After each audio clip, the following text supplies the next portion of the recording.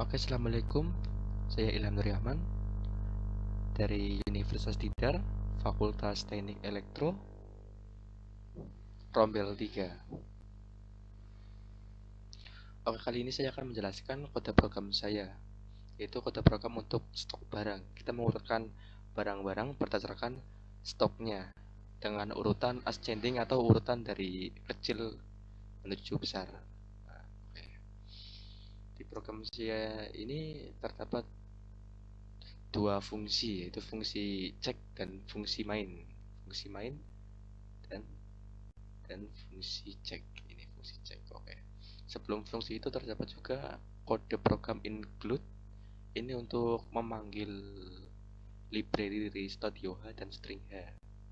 Oke, untuk pertama kita akan membahas tentang integer mainnya atau fungsi main utamanya gitu. Saya menggunakan integer akan membalikan nilai. Oke. Yang pertama adalah pada baris 25 dan 26 ini terdapat deklarasi variabel. Untuk yang pertama adalah char nama barang dengan variabelnya dengan dua dimensi array, yaitu jumlahnya 20 dan 20 masing-masing. Stok barang juga dengan array 20 dan tanpa array.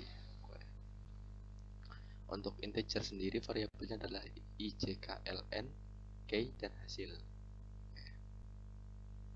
Pada baris 27, 28, 29 ini akan mengprint atau menampilkan nama selamat datang di toko berkah kayu.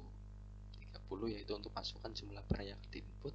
Saya menggunakan scanf dan getchar untuk menginput jumlah barang. Jumlah barang ini kita masukkan dalam variabel n. Pada baris 35 sampai 42, 35 sampai 42 ini terdapat printf, get, dan scanf yang memang fungsinya untuk menginput barang. Untuk yang pertama yaitu adalah pada 37 dan 38 ini untuk menginput nama barangnya. Untuk 39 dan 41 itu untuk stok barangnya, karena stok itu berbentuk angka, jadi saya menggunakan %d. Untuk nama barang kita menggunakan get karena ini lebih mudah dalam menginput nama barang atau nama atau variable string yang berbentuk string. Oke. Kita masuk ke bagian sortingnya atau kita menggunakan bubble sort. For di sini akan melakukan pengulangan dengan masing-masing, yaitu apabila i dengan pertama adalah variabel deklarasi variabel atau pemberian nilai variabel i sama dengan 1 dengan syarat i kurang dari sama dengan n, dan i akan terus bertambah. Ya, pengulangan. Untuk yang kedua, for kedua yaitu j itu variabelnya sama dengan i, j kurang dengan syarat j kurang dari n, dan j akan bertambah setiap pengulangan. Untuk for yang ketiga adalah pemberian nilai k sama dengan 0, k kurang dari 20, dan k akan terus bertambah 1 setiap pengulangan. Oke. Untuk bubble sort sendiri, apabila stok barang i-1 kurang dari stok barang j, maka akan di swap atau tukar posisi terus. Oke. Jadi stok barang i-1 sama dengan stok barang j. Stok barang j sama dengan time itu akan ditukar terus. Oke. Karena kita menggunakan array dua dimensi, yaitu untuk nama barang dan stok barang, maka kita akan menambahkan for satu lagi, yaitu apabila dengan pemberian nilai L, variabel L sama dengan 0, L dengan syarat L kurang dari 20, dan L akan terus bertambah 1 tiap pengulangan. Untuk pada bubble sort ini sepertinya sama dengan ini, jika diperhatikan sama, hanya pada variabel ini, pada bubble sort ini, fungsi ini kita ketambahan array dari L, panjang array dari L. Ini untuk memasukkan dari nama barang, agar nama barang tersebut yang diurutkan akan mengikut dengan urutan ini. Oke. Itu untuk outputnya sendiri, ya kita menggunakan printf.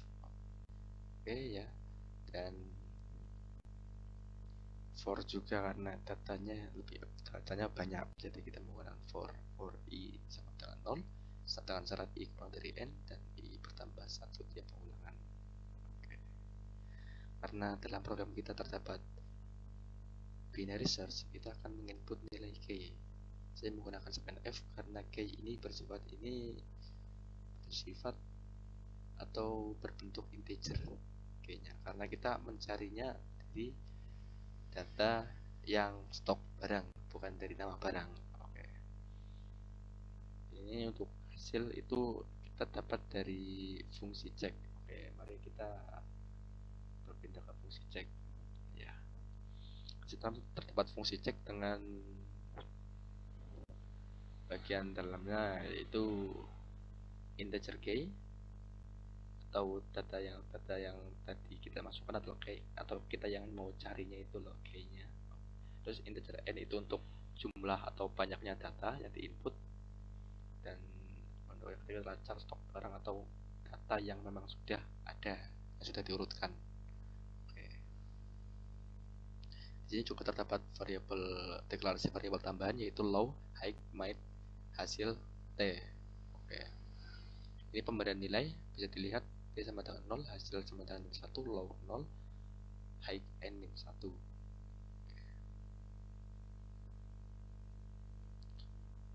High n min 1 karena low ini dimulai dari angka 0 bukan angka 1, maka n kurang 1. Sedangkan untuk hasil min 1 karena dalam proses binary search terdapat kemungkinan bahwa angka yang akan keluar itu 0, bisa angka keluar karena komputer memulai indeks dari 0. Maka dari itu saya menggunakan angka negatif. Ini untuk agar apabila data yang tidak ada dalam urutan data dapat keluar hasilnya, yaitu tidak ditemukan. Untuk perulangan sendiri saya menggunakan while dengan syarat hasil sama dengan min 1, dan juga ini merupakan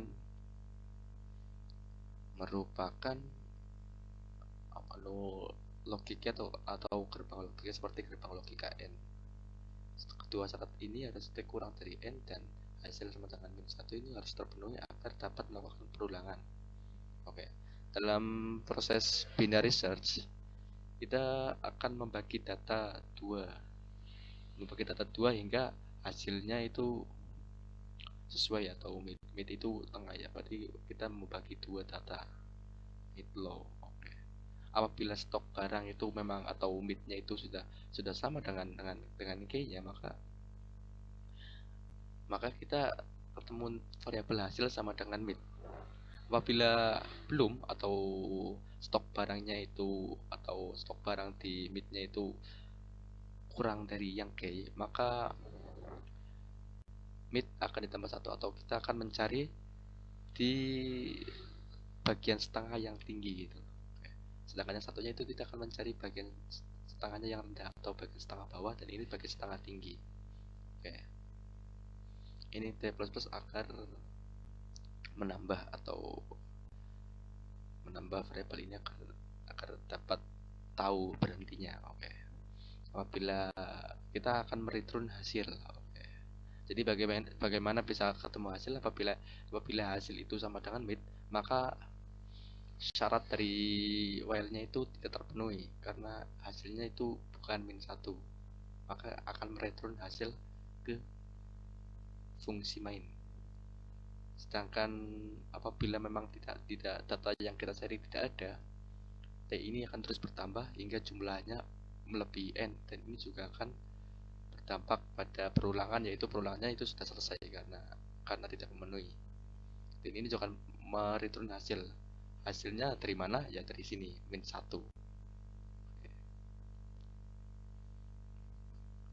Karena tadi saya sudah jelaskan, jika hasil min 1 itu tidak ada, maka akan muncul barang tidak ditemukan. Sedangkan jika hasilnya itu bukan min 1, maka akan ditemukan pada indeks hasil seperti ini. Oke, mari kita coba menjalankannya.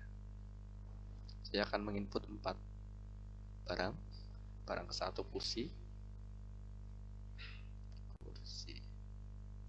kursi stoknya 8. Yang kedua adalah meja, stoknya 6. Dan yang ketiga adalah almari, stoknya 4. Dan yang kelima adalah bangku,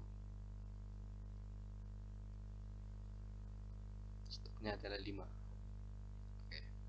Bahkan keluar urutan yaitu almari 4, bangku 5, meja 6, dan kursi 8. Ini sudah berdasarkan stok dan nama barang. Jika bila kita mau mencari angka 6, maka akan ditemukan pada indeks 3. Indeks 3 di sini adalah baris ketiga yaitu meja 6. Oke. Sekian dari presentasi dari saya, kurang lebihnya mohon maaf. Bila fiqh wal hidayah. Wassalamualaikum warahmatullahi wabarakatuh.